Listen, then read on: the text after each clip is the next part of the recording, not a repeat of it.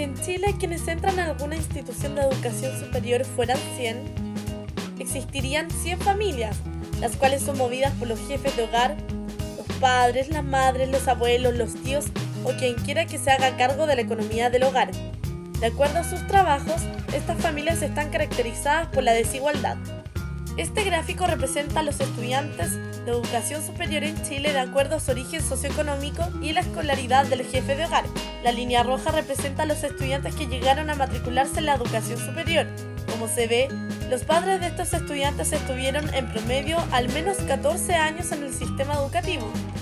En cambio, entre quienes no se matricularon en la educación superior, se indica que algunos de sus padres ni siquiera completaron los 12 años de educación obligatoria. Esto es notorio en los dos primeros deciles de la sociedad, que representan a los sectores más pobres. ¿Qué nos dice este gráfico entonces?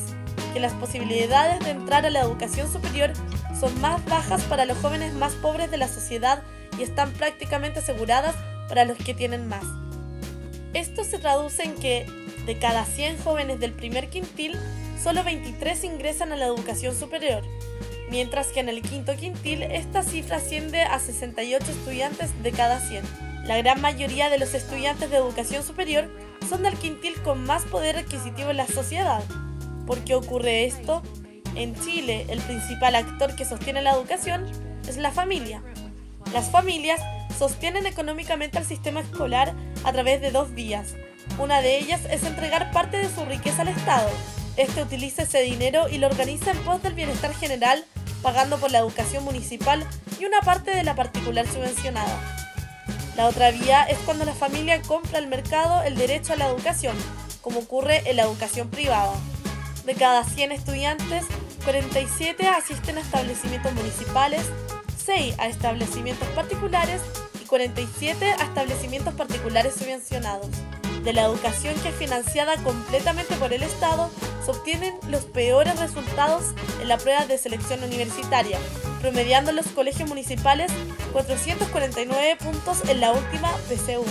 En cambio, en aquellos colegios en los que las familias deben invertir dinero, además de sus impuestos, los resultados son mejores.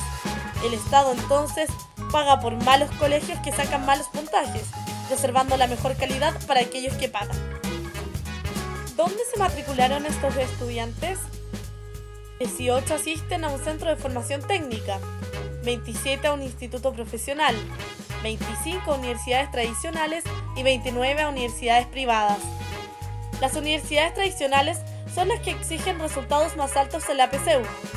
La mayoría de los estudiantes entonces deben matricularse en cualquiera de las otras instituciones. Ninguna de estas instituciones en Chile es gratuita, y como estudiar es una necesidad social importante, de alguna manera debe resolverse el hecho de que muchas familias no pueden pagar parte o la totalidad de los estudios de sus hijos. Para esto existen dos tipos de soluciones. La primera son las becas, otorgadas por el Mineduc o por las propias instituciones.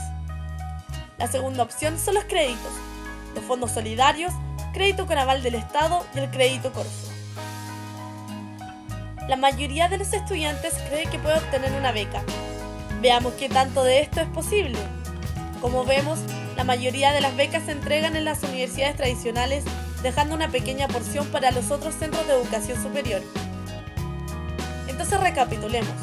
Aquellos estudiantes que estuvieron en un colegio municipal probablemente obtuvieron un mal puntaje en la PSU, por lo que tuvieron que ingresar a una institución que exige bajos puntajes o de frentón no exige pruebas de selección, para luego descubrir que allí es donde tienen menos probabilidades de recibir una beca de parte del Estado. Entonces, ¿cuál sería la solución? Endeudarse. Como vemos en el gráfico, cada año se entregan más créditos, siendo esta la vía más importante para financiar los estudios en universidades privadas, IPs y CFTs. No siempre se puede terminar de estudiar, dado que el Estado gasta más la plata que las familias chilenas le pasan para que eduquen a sus hijos. Sumado a los problemas económicos por los que muchas familias pasan en lo que se demora un estudiante sacar su cartón, es altamente probable que estos no puedan terminar sus estudios, sea por razones académicas o económicas, para lo cual no existen datos consistentes ni reales. De todos modos, más de un 40% de las personas que entran a estudiar no terminan, es decir, solo 60 estudiantes aproximadamente pasan las etapas exigidas dentro de sus instituciones. Se ha destacado que Chile es uno de los países con la más alta tasa de retorno privada para sus credenciales postsecundarias, es decir, el país donde estudiar es mucho más conveniente para el futuro, ya que se argumentan que tomar créditos es un muy buen negocio, ya que si no tienes plata para estudiar, te la prestan, y como en Chile estudiando ganas mucho, te demoras poco tiempo en recuperar la inversión que tuviste que hacer. El problema es que eso es aplicable en principio para quienes logran 1. Terminar sus estudios y 2. Encontrar un trabajo estable con niveles de salario que permitan disponer de dinero para cubrir esta deuda. Y no todos los 60 logran esto. Son muchos los que no encuentran trabajo o terminan trabajando en algo no relacionado con sus estudios. ¿Qué sucede con los otros 40? Básicamente se llevan una mochila de deudas a cambio de nada. Ahora bien, uno podría argumentar que el Estado va a asegurar un segmento de estas 40 personas que no se irán por el barranco dado el crédito con aval del Estado. Pero ¿quién está pagando la capacidad del Estado en convertirse en aval?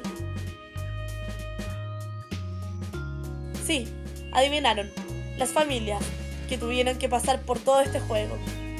En efecto, el trabajo de las familias se va al Estado.